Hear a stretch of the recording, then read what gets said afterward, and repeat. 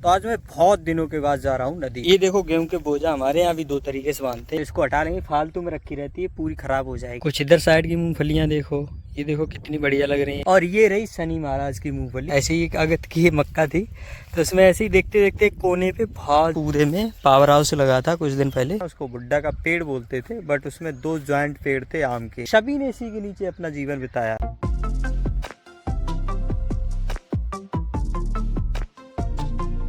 Hello guys, good morning, बम welcome to my new blog. सुबह के 11:30 बज चुके हैं और मौसम की बात करें, धूप तो बहुत ज़्यादा है लेकिन बादल भी बहुत ज़्यादा है। तो आज हम आपको दिखाते हैं अपनी सब्ज़ी। ये देखो, थोड़ी बहुत इसमें यूरिया लगा दी थी तो इसलिए काफ़ी तेज़ी से बढ़ रही है। दवाओं का स्प्रे नहीं करेंगे, ज़रूरत पड़ेगी तो यूरिया लगानी पड़ेगी, बिकॉज पीली पीली हो रही थी, बिल्कुल बढ़ भी नहीं रही थी। अब देखो बिल्कुल ब्लैक हो गई, बढ़ने भी लगी। और ये देखो कद्दू की बेल, ये देखो चढ़ के कहाँ पहुँच गई। वैसे में कद्दू भी लगने लगे, दिखाते हैं आपको शायद। ये देखो मैन है ना, कितना बड़ा हो गया। तो अभी ये धीरे से फैलने लगेगा, इस पे फैलेगा, इससे इस पे फैलेगा। इधर देखते हैं, भिंडी भी काफ़ी लग गई होंगी। मेरा भिंडी का पेड़, ये देखो भिंडी लगी हुई है, कुछ छोटी भी हैं अभी। करेले का पेड़ ये देखो इतना ऊपर चढ़ गया, ये देखो इस पे भी चढ़ने लगा है। मैन टमाटर देखो कितनी तेज़ी से बढ़ रहे। ये देखो कितने लगे। दरारी पे असर आप देख सकते हो खाद का, यूरिया का मतलब। ये देखो लगने भी लगी दरारी, ये देखो ऐसे लगेगी।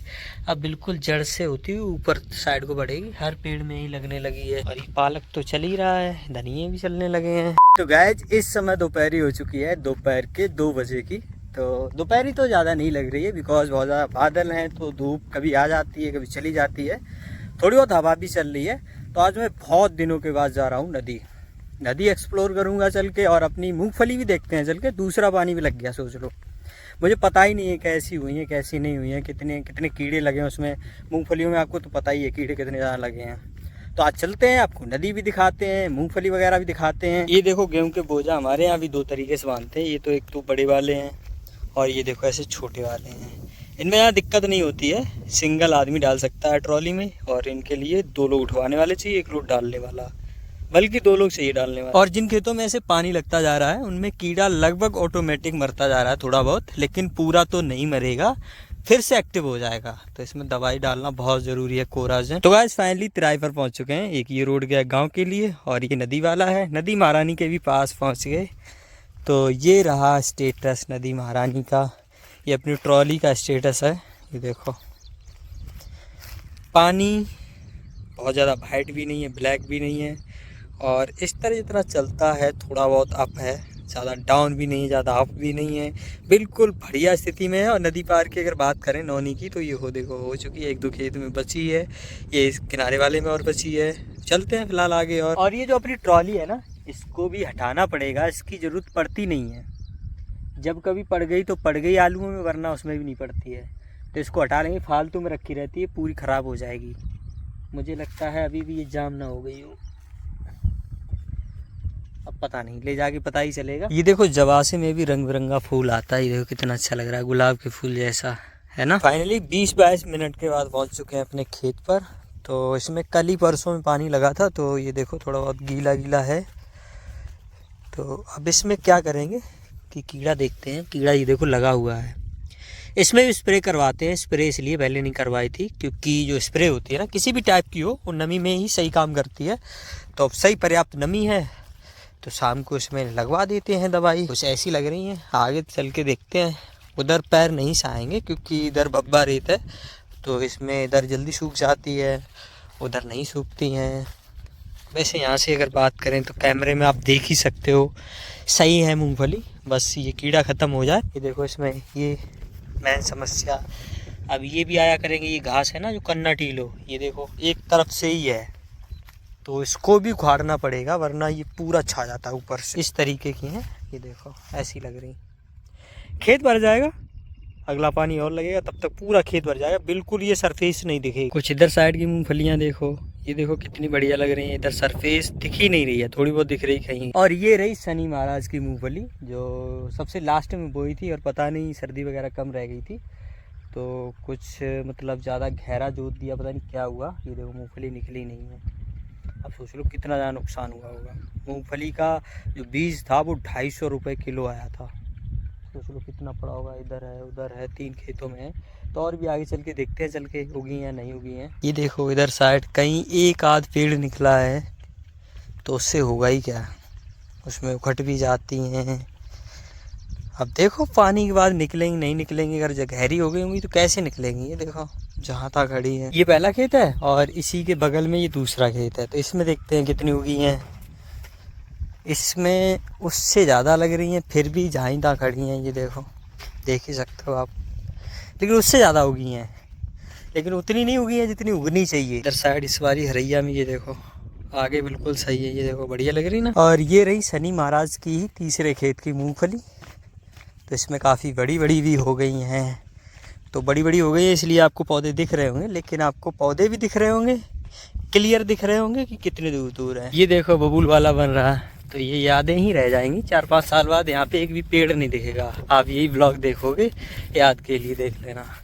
और यहीं से आगे चलते हैं अपने गांव के लिए। ये देखो इधर साइड के गेहूँ कट गए, इस खेत के, इस खेत के, इस खेत के, 3 खेत कट गए और इनके भी कटने ही वाले हैं। तो अपने भी देखते हैं, कटवाने की कोशिश करते हैं। 4-6 साल पहले ये रोड नहीं हुआ करती थी, पतली सी मेड़ हुआ करती थी, बारीक सी बीच बीच में। बाद में ये रोड पड़ गई, अभी चक रोड से पड़े ना, अभी नई जो स्कीम निकली है उसी में ये भी पड़ गया था। ये देखो गेहूँ अपने भी कटे पड़े हैं, बिल्कुल बोझा बनाए बिल्कुल एक्यूरेट है।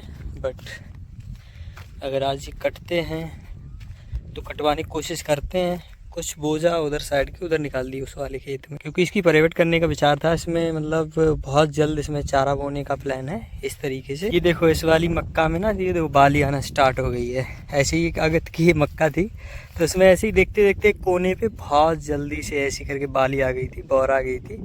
वो कहानी है 2 साल 3 साल पहले की है, बड़ा फनी सी है स्टोरी। और यहाँ पे देखो इस तरीके से बाढ़ लगानी पड़ती है खेत में। देखो इसमें भी लगी है, इसमें भी लगी है, इसकी देखो मक्का मतलब सूखना स्टार्ट हो चुकी है।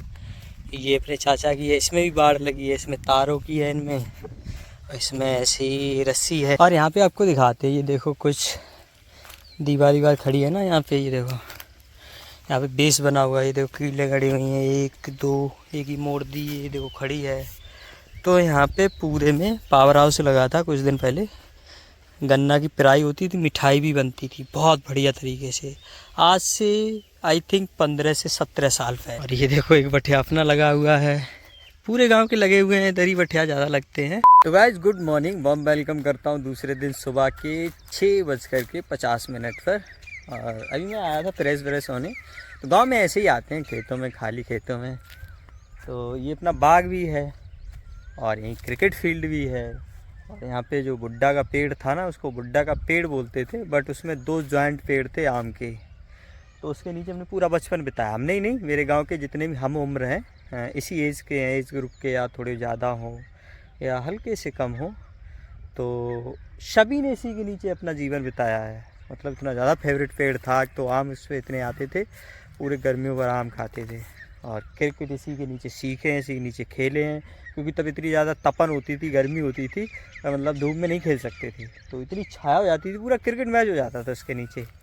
और यहीं पे बात करें तो स्कूल भी है, मैं 2 साल इसमें भी पढ़ा हूँ।